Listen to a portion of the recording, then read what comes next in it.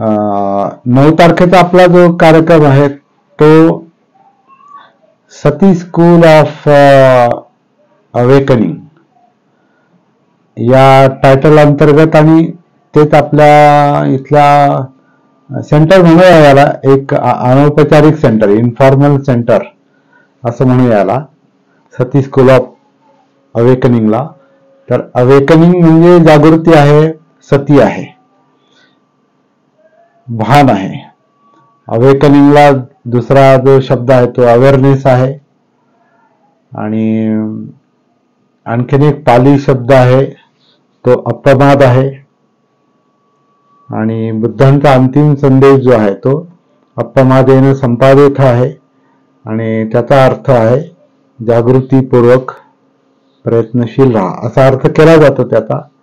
परंतु जागृतीपूर्वक प्रयत्न करा याच्यापेक्षा आणखीन काही वेगळा त्याचा अर्थ असू शकतो, तो आपल्याला शोधायचा. पण अप्रमाद म्हणजेच सती आहे, जागृती आहे, भान आहे. त्याला आपण इंग्रजीमध्ये अवेकनिंग हा जो शब्द आहे तो मुद्दाम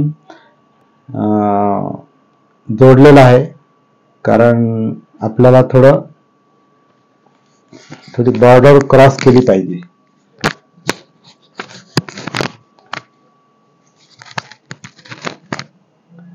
खरखर आवाज येतो का? नाही. ओके.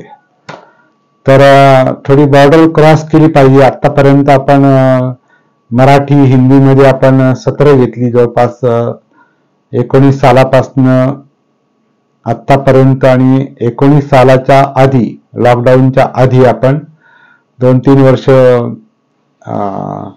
याच्यामध्ये आग्रा, दिल्ली, भरतपूर, एक सेशन आपण लखनौमध्ये घेतलं,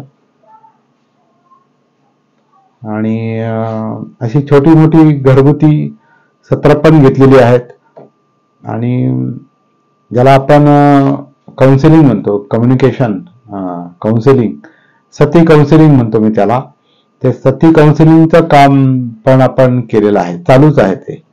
ते उत्तर भारतात पण केलं मी, त्याच्यातून काही लोक तयार झाले, आणि सध्या आता मी थोडंसं मराठीवर म्हणजे महाराष्ट्रात थोडासा फोकस केलेला आहे.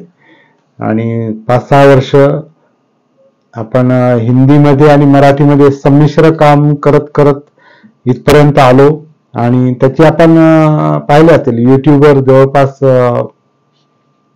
1,500च्या वर जे एकूण जे व्हिडिओ आहेत, आपली चलचित्र जे व्हिडिओ, त्यातले जास्तीत जास्त व्हिडिओ हे आपले सती साधनेवरचे आहेत, जागृतीच्या कार्यशाळेवरचे आहेत. पण आत्ता मात्र मी थोडंसं अलीकडं मराठीवरच फोकस केलेला आहे, आणि पद्धतशीरपणे आपलं हे कार्यशाळेचं काम जे आहे,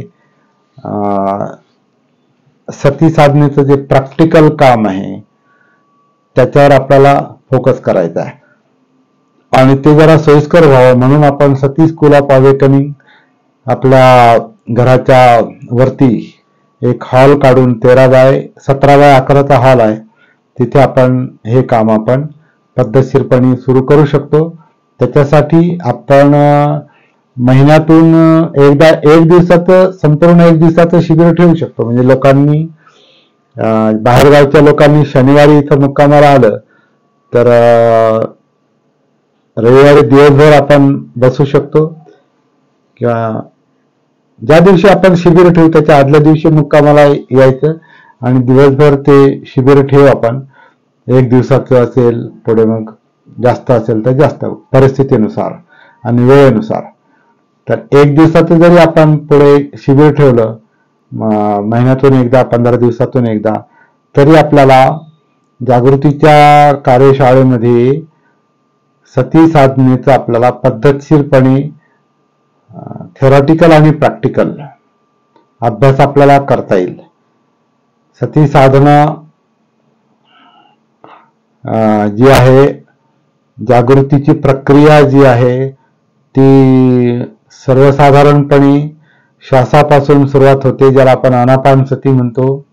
आणि आनापान सती ही माझ्या मते सतीपठ्ठांसाठीच सांगितलेली आहे. म्हणून आनापानसती सुत्त आपण जर पाहिलं तर आनापानसती सुत्तामध्ये ते स्पष्ट 4 ओळीमध्ये ती सगळी साधना त्यांनी जणू काही सांगितलेली आहे बुद्धांनी, की आनापानसतीची पहिले त्याच्या आधी ते बुद्धांचे शब्द आहेत की मी या मार्गासाठी प्रयत्न केलेले आहेत. तर कोणत्या मार्गासाठी?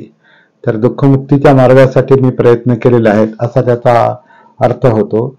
आणि दुःखमुक्तीच्या मार्गावर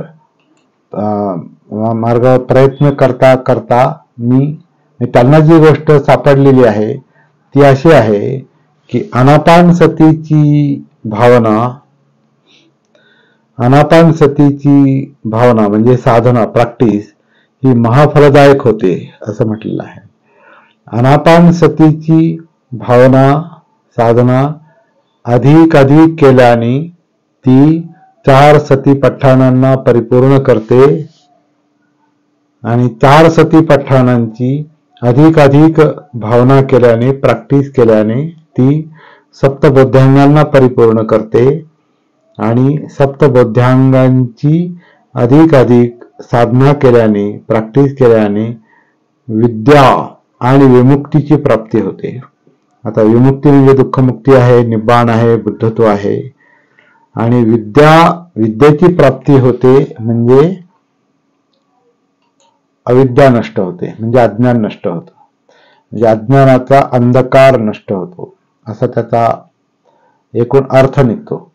तर अज्ञानाचा अंधकार म्हणजे अविद्या नष्ट करण्यासाठीच सती साधना आहे किंवा ते आनापानसती सुत्त आहे. मध्यम निकायामधलं 111 नंबरचं, 118 नंबरचं अविद्या नष्ट करण्यासाठी, अविद्या घालवण्यासाठी आहे, म्हणजे अज्ञानाचा अंधकार घालवण्यासाठी आहे, म्हणजे बोधिप्राप्तीसाठी आहे, संबोधी प्राप्तीसाठी आहे. आणि संबोधी प्राप्ती जेव्हा होते तेव्हा विमुक्तीची प्राप्ती होते, निब्बाणाची प्राप्ती होते, दुःखमुक्ती मिळते आणि आपल्या जीवनाचा उद्देश सफल होतो. जर बुद्धांना वयाच्या 35व्या वर्षी मिळाला, प्राप्ती झाल्यानंतर ते म्हणाले की जे करायचं होतं ते केलं, जे करायला पाहिजे होतं ते केलं, जीवनाचा उद्देश सफल झाला, मी दुःखमुक्त झालो, बुद्ध झालो, आता काही करायचं बाकी नाही. जे करायचं ते केलं, बाकी काही करायचं राहिलं नाही, जीवनाचा उद्देश सफल झाला. याचा अर्थ असा की आनापानसती सुत्त हे बुद्धत्वापर्यंत घेऊन जाणार आहे. पण ते कसं करायचं, ती साधना प्रॅक्टिस कशी करायची याचा सविस्तर उल्लेख मात्र मला 40-41 वर्षात कुठे सापडला नाही. आनापानसती साधना किंवा आनापानसती करण्यापेक्षा आनापानचं ध्यान आपण केलं. काही लोकांनी आनापानसती आणि सतीपठ्ठान वेगळं करून टाकलं, ती प्रॅक्टिस वेगळी, ही वेगळी, असं काहीतरी केलेलं आहे. परंतु हे सुत्त असं सांगतं की आनापानसतीचा उद्देशच कायेमध्ये उतरण्यासाठी आहे. म्हणजे कायेत उतरणं म्हणजे सतीपठ्ठान, आणि कायेत उतरणं हाच खरं म्हणजे मुख्य प्रॅक्टिस, पहिला टप्पा प्रॅक्टिसचा हाच आहे आणि तो फार महत्वाचा टप्पा आहे. कारण कायेत उतरल्यावरच धम्म सापडतात, म्हणजे मनोधम्म सापडतात. म्हणून आपण धम्मपालन गाथेमध्ये म्हणतो धम्मं कायेन पश्यति. धम्मं कायेन पश्यति म्हणजे काय, कायेत उतरूनच धम्म सापडतात, कायेत उतरूनच धम्माचा अनुभव येतो, म्हणजे मनोधम्म सापडतात, म्हणजेच मनापर्यंत पोहोचता येतं, म्हणजे मेंदूपर्यंत पोहोचता येतं. कारण इथं सगळी सिस्टम जी आहे, नर्वस सिस्टम, ही मनोधम्मांची प्रक्रिया दाखवते आणि त्याच्याशी मग चित्त जोडलेलं आहे. या सगळ्या गोष्टी फील होतात, म्हणजे वेदना आहेत, आणि हे सगळं कायेमध्ये आहेत. म्हणजे काया वेदना चित्त मनोधम्म हे जे सतीपठ्ठान आहे याच्यामध्ये आपल्याला क्रमशः उतरायचं असेल त्याचा अनुभव घ्यायचा असेल तर आनापान सती समजली पाहिजे, लक्षात आली पाहिजे. तर त्याच्यातून पुढची जी डेव्हलपमेंट आहे ती सप्तबोधांगाने दर्शवली जाते आणि मग विद्या आणि विमुक्तीची प्राप्ती होते. असं ते 4-5 ओळीतच ते सगळं सार सांगितलेलं आहे. 4-5 ओळीतला तो सार महत्वाचा आहे आणि त्यालाच आपण प्रॅक्टिस मध्ये बसवलेला आहे. आता ती प्रॅक्टिस जी आहे ती अजूनही अशी काय म्हणतात त्याला, मनासारखी आपल्याला अजून ती लोकांकडून करून घेता नाही आली. त्याचं एक कारण हे होतं की आपल्याला जी व्यवस्था पाहिजे बसण्याची, थांबण्याची, म्हणजे शिबिरासारखी जी काही एक व्यवस्था पाहिजे ती आपल्याला फार क्वचित मिळाली. एकदाच आपल्याला ते, म्हणजे नगरमध्ये आपण 5 दिवसाचं घेतलं तेव्हा एक थोडीशी व्यवस्था होती, ती पण आयडियल म्हणता येत नाही, परंतु ती होती बऱ्यापैकी. त्याचा एक चांगला परिणाम झाला. आणि दिल्लीतही चांगली व्यवस्था होती. आणि एक व्यवस्था कोंडवळमध्ये अनिल गायकवाडांनी केली होती, ती एक चांगली होती. त्याला संदीप गायकवाड पण उपस्थित होते, जे आत्ता पण उपस्थित आहेत. तर ते एक परिणामकारक झालं. त्याचा परिणाम चांगला झाला. भले ते आपल्याला थोड्याशा अडचणी होत्या, तरी पण जेवढे उपस्थित होते त्यातल्या 2-4 लोकांच्या मनावर तरी त्याचा परिणाम झाला. त्यातले एक संदीप गायकवाड आहेत किंवा किरण कांबळे आहेत, अनिल पण आहेत, सुनंदा पण होती त्याच्यामध्ये, आणि मला पण काही नवीन गोष्टी तिथं शिकायला मिळाल्या. तर असं आपल्याला ह्या साधनेचा, आनापान सती साधनेचा किंवा जागृतीच्या कार्यशाळेचा आपल्यावर डेफिनेटली परिणाम होतो. ह्याची आता काय म्हणतात, त्याची लक्षणं आपल्याला दिसतात. काही लोकांच्या जीवनावर त्याचा परिणाम झालेला आहे. ते लोक आपल्याला सांगतील का कालांतरानं.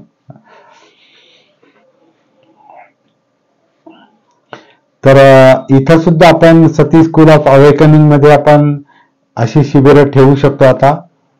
आणि त्याचा मुख्य बेस हा आनापान सती सुत्ताचाच असणार आहे, प्रॅक्टिकल बेस. त्या सुत्ताचा म्हणण्यापेक्षा जे अनुभवात आपली ती साधना बांधली गेलेली आपोआप गेल्या 24 वर्षाच्या माझ्या अनुभवातून आणि अलीकडच्या काळात विशेषतः. तर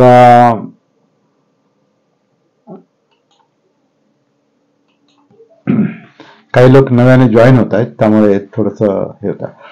तर स्वागत आहे. जे आहेत ते डॉक्टर भास्कर रन्नवरे आलेले आहेत या ठिकाणी, त्यांचं स्वागत आहे. संदीप गायकवाडांचं स्वागत आहे. तर या ठिकाणी आपण ही जी जागृतीची सायकोलॉजिकल प्रोसेस आहे, मानसशास्त्रीय जी काही प्रक्रिया आहे, ही प्रक्रिया आपण आतापर्यंत जी समजून घेतली त्याला आणखीन आपण डेप्थ मध्ये घेऊन जाण्याचा प्रयत्न करणार आहोत. आणि मला खात्री आहे विशेषतः सिनियर लोकांना याचा खूप चांगला फायदा होईल. आणि जे नव्याने लोक येऊन जॉईन होतील त्यांना देखील आपण ते देखील काही प्राथमिक गोष्टी त्याच्यामध्ये माहिती करून घेतील. तर या स्कूलचा, आता याला स्कूल आपण का म्हणतो तो एक शब्द मी तुम्हाला थोडासा क्लिअर करून सांगतो. कारण आपण जागृतीच्या कार्यशाळा घेतलेल्या आहेत. कार्यशाळा म्हणजे वर्कशॉप आहेत.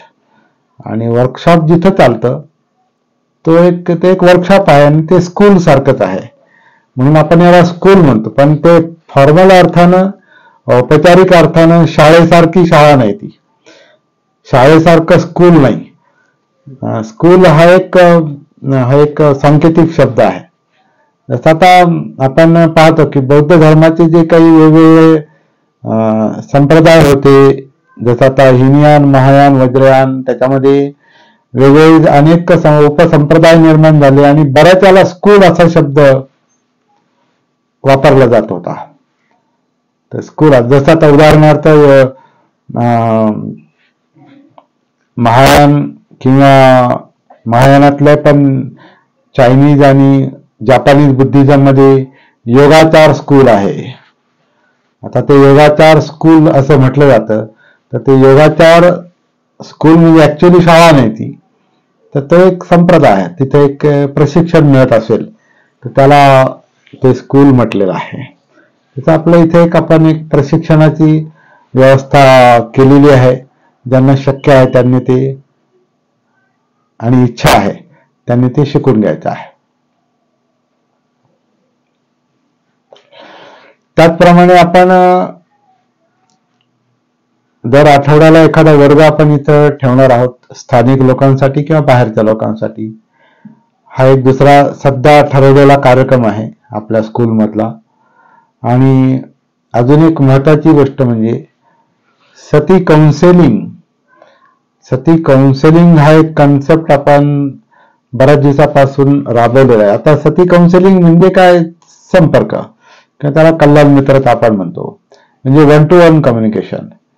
म्हणजे जे आपल्याला समजलेलं आहे, लक्षात आलेलं आहे, ते आपण इतरांशी बोलून त्यांच्याशी शेअर करून ते त्याचा काय म्हणतात इतरांना अनुभव येईल अशा प्रकारे आपण ते मांडायचं आहे, बोलायचं आहे. त्याला काउन्सिलिंग आपण म्हणतो. जसं आता काउन्सिलिंग ही संकल्पना बऱ्याच फील्डमध्ये वापरली जाते. मेडिकल फील्डमध्ये वापरली जाते, कंपन्यांमध्ये वापरली जाते, पर्सनॅलिटी डेव्हलपमेंटमध्ये वापरली जाते, सायकोलॉजीमध्ये वापरली जाते.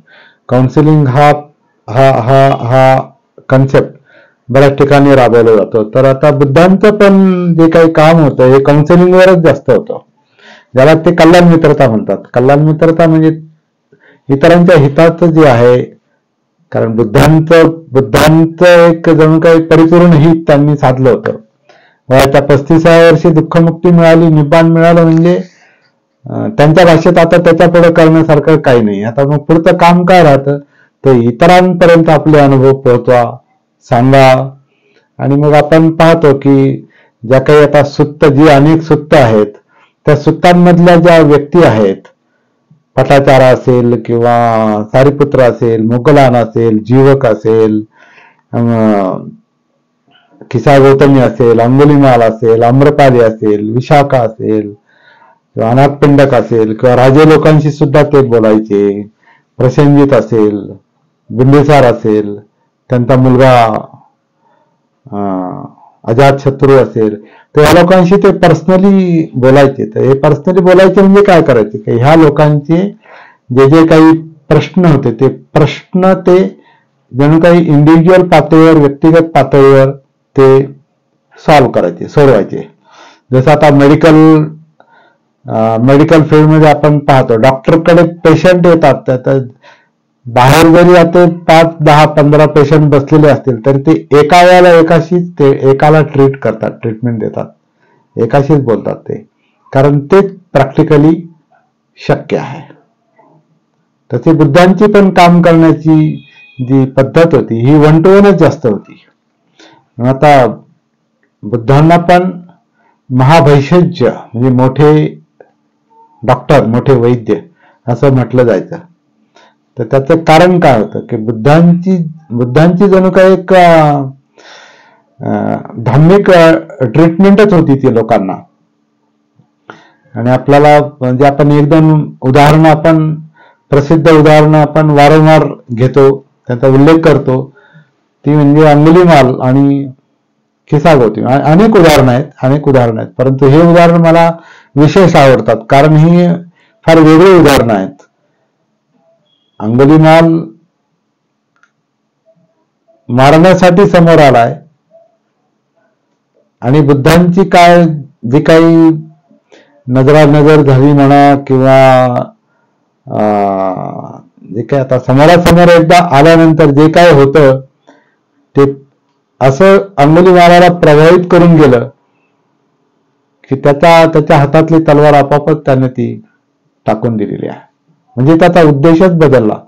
नुसता उद्देश बदलला नाही, त्याचा जीवनाचा मार्गच बदलला. तर हे काय झालं असेल नेमकं, ही विचार करण्यासारखी गोष्ट आहे. आता ते नंतर याला सूत्ररूपात मांडताना त्याच्यात वेगवेगळ्या गोष्टी सांगितल्या जातात. खिसा गौतमीची ती मोहरीची गोष्ट सांगितली जाते, परंतु ती गोष्ट थोडीशी लॉजिकली तार्किकदृष्ट्या बरोबर वाटत नाही, कारण तिचं एकुलतं एक मूल मेलंय आपण असं म्हणतो की ती वेडीपिसी झाली, तिला काही सुधरत नव्हतं आणि आता तिचा आधार गेलाय, तिच्या डोक्यावर परिणाम झाला, मनावर परिणाम झालाय आणि मूल जिवंत करा असं ती ओरडते आणि कोणीतरी तिला बुद्धाकडे घेऊन येतं. बुद्ध तिला गोष्टीसारखं थोडं सांगू शकतात त्या ठिकाणी, किंवा कसं सांगू शकतात, इम्पॉसिबल आहे ते, की जा आणि गावातून अशा मोहरीच्या बिया घेऊन ये ज्या घरात कुणी मेलेलं नाही. गोष्ट चांगली वाटते, परंतु ती परिस्थिती ती ऐकण्याच्या मनस्थितीतच नव्हती. तिला ही गोष्ट ती कशी सांगू शकतात. बुद्धांच्या बोलण्याचा, त्यांच्या सांगण्याचा, व्यक्तिमत्वाचा किंवा त्यांच्या सांगण्याचा त्या किसा गौतमीवर असा परिणाम झाला का तिला मृत्यूचं सत्य समजलं.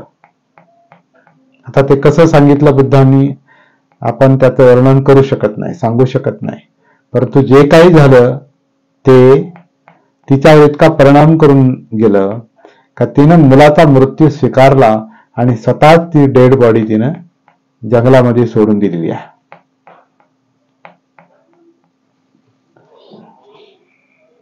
आवाज हे झाला, 1 मिनिट.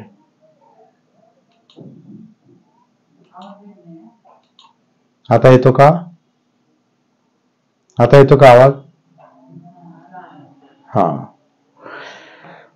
तर बुद्धांच्या बोलण्याचा किसा गौतमीवर असा काही परिणाम झाला की तिला मृत्यूचं सत्य समजलं आणि तिनं आपल्या एकुलत्या एका त्या मृत मुलाची, बाळाची डेड बॉडी स्वतःच जंगलामध्ये सोडून दिली. तर हा कल्याण मित्रतेचा आणि काउन्सिलिंगचा परिणाम आहे असं मला वाटतं. आपल्याला देखील आपल्या या ट्रेनिंगमध्ये, आता ट्रेनिंगच मानतो मी, ट्रेनिंगच आहे सती साधनेचं, जागृतीचं, या ट्रेनिंगमध्ये आपल्याला अशा काही गोष्टींचा अंतर्भाव करावा लागेल. बाबासाहेबांच्या बाबतीत पण आपण विचार करतो की बाबासाहेबांचा पण लोकांच्या मनावर सामुदायिकरित्या, सामूहिकरित्या, सभेमध्ये किंवा व्यक्तिगत बोलण्याचा त्यांच्या अनुयायांवर किंवा त्यांच्या संपर्कात आलेल्या माणसावर असा काही विलक्षण परिणाम व्हायचा की त्यांचं ते जीवनच बदलून जायचं. म्हणून आपण पाहतो आता जुनी माणसं म्हणजे बाबासाहेबांच्या हयातीतली, ज्यांनी बाबासाहेबांना पाहिलेलं आहे, त्यातले काही माणसं आजही जिवंत आहेत. म्हणजे 85-90 वर्षाच्या 90 वर्षाचे आहेत, काही 85 एक तर आपल्या संपर्कात आहे तिथे मुंबईमध्ये, किंवा 90 वर्षाची आहेत. तर ती माणसं बाबासाहेबांना एकदा पाहिलं असेल, 2दा पाहिलं असेल किंवा बोलणं झालेलं असेल, तर ती आजही ती झपाटल्यासारखं सांगतात. ती घटना झपाटल्यासारखं सांगतात. तर हे काय भानगड आहे? ही सामान्य घटना नाही. जसं आता ते बाबासाहेब ते कुठे कोकणात चालले होते आणि पनवेलला थांबले आणि ते सोनबांनी पाणी दिलं. काय ते असं कोणी करतं का? तर त्या बाबासाहेबांच्या व्यक्तिमत्वाचा, बोलण्याचा तो परिणाम आहे एकेका माणसावर, समूहावर, समाजावर.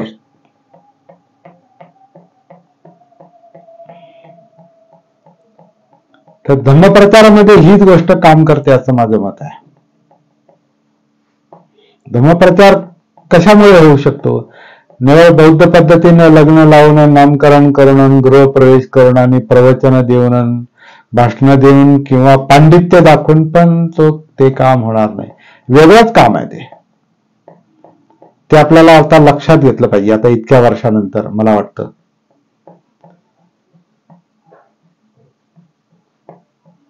त्याचं प्रात्यक्षिक आपल्याला काही गोष्टी आपल्या याच्यामध्ये करण्याचा आपण प्रयत्न करणार आहोत. मी असं म्हणणार नाही त्याच्यामध्ये आपण परिपूर्ण आहोत किंवा, आपल्याला शिकायचंय, बऱ्याच गोष्टी अजून शिकायच्यात, माहिती करून घ्यायचा आहे. पण एक गोष्ट तरी संकल्प केलेला आहे, म्हणजे मी तरी केलेला आहे. बुद्ध आणि बाबासाहेब याच्या व्यतिरिक्त एक शब्दही बाकीचा सध्या बोलायचा नाही. आता गरज आहे. आज तर आता परिस्थिती अशी आहे की तुम्ही जेवढा पसारा मांडाल बाकीचा, तेवढे आपली काय म्हणतात अधोगती ही ठरलेली आहे. ह्या दोन शक्ती ज्या आहेत आपल्या हातातल्या जवळच्या आहेत, त्या बुद्ध आणि बाबासाहेब.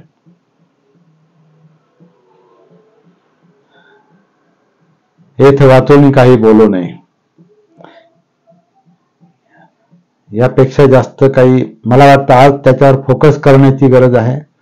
आणि जसं बाबासाहेबांनी म्हटलं की बुद्ध धम्माचा अंगीकार केला किंवा जगाला मेसेज देता येते, जग जर बुद्धाच्या मार्गावर येईल ते जगाचे सगळे प्रश्न चुटकीसरशी सुटतील.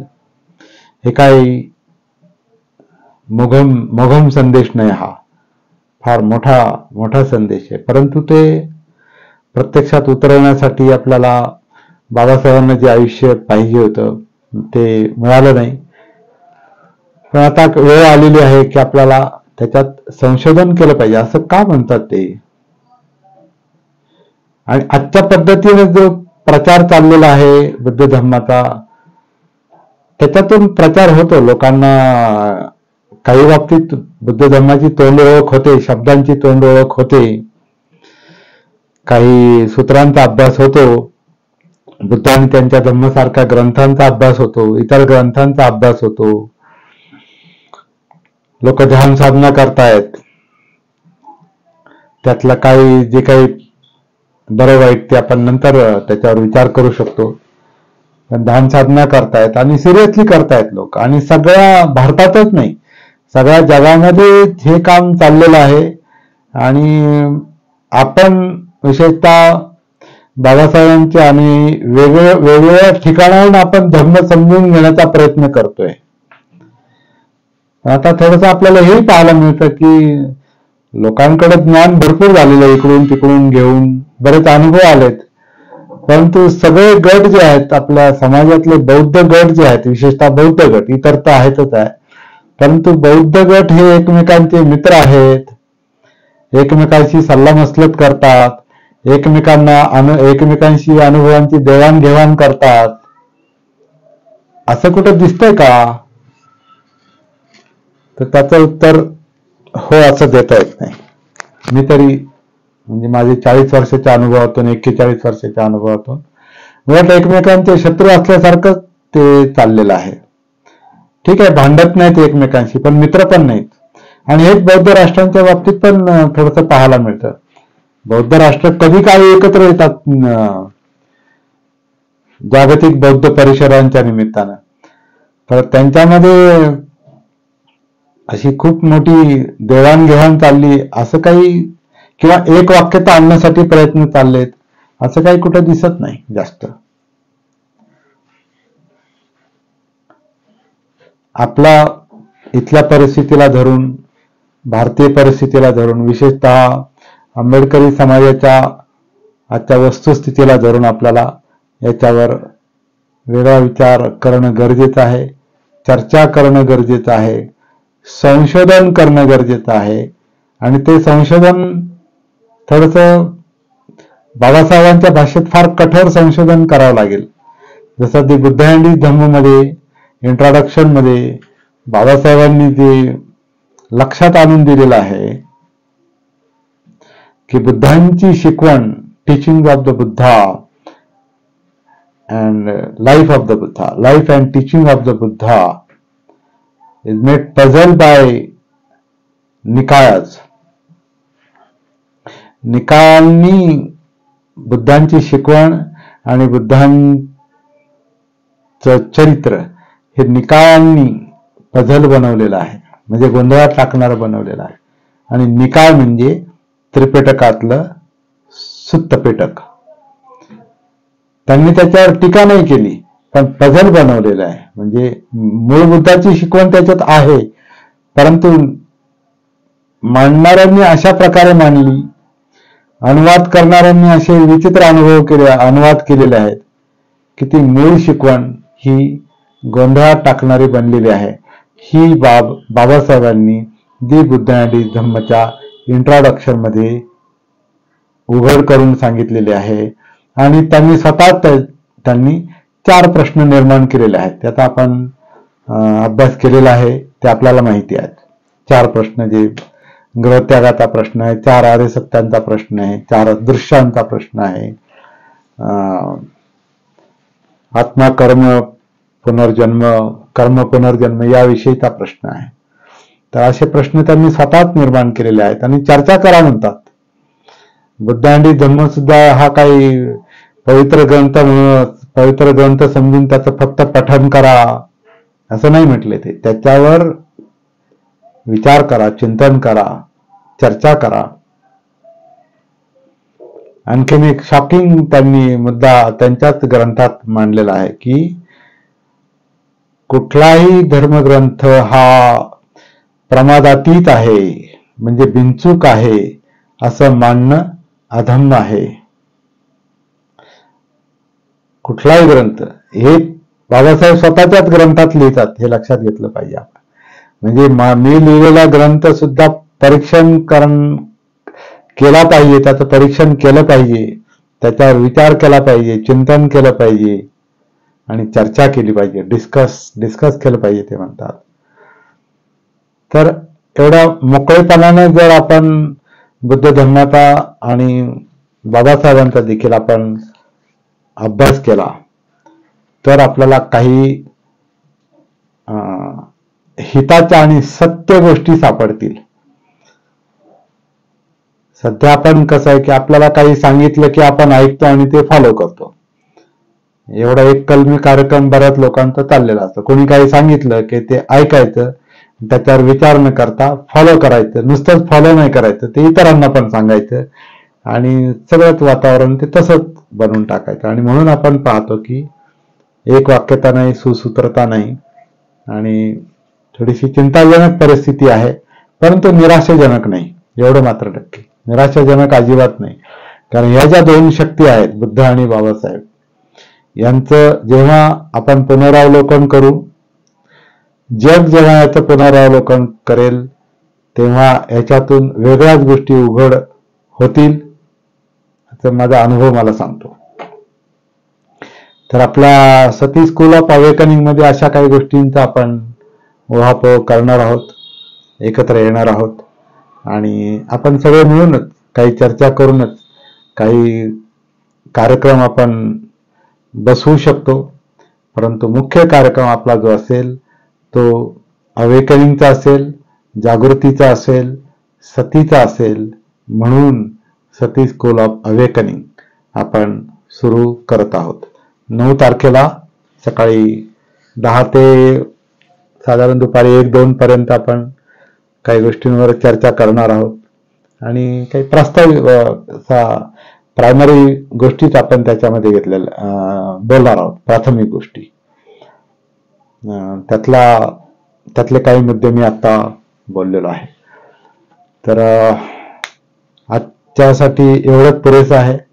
आज मला आनंद वाटतो की डॉक्टर भास्कर रणनवरे नगरमधले प्रसिद्ध डॉक्टर आहेत, ते आज उपस्थित आहेत या ठिकाणी.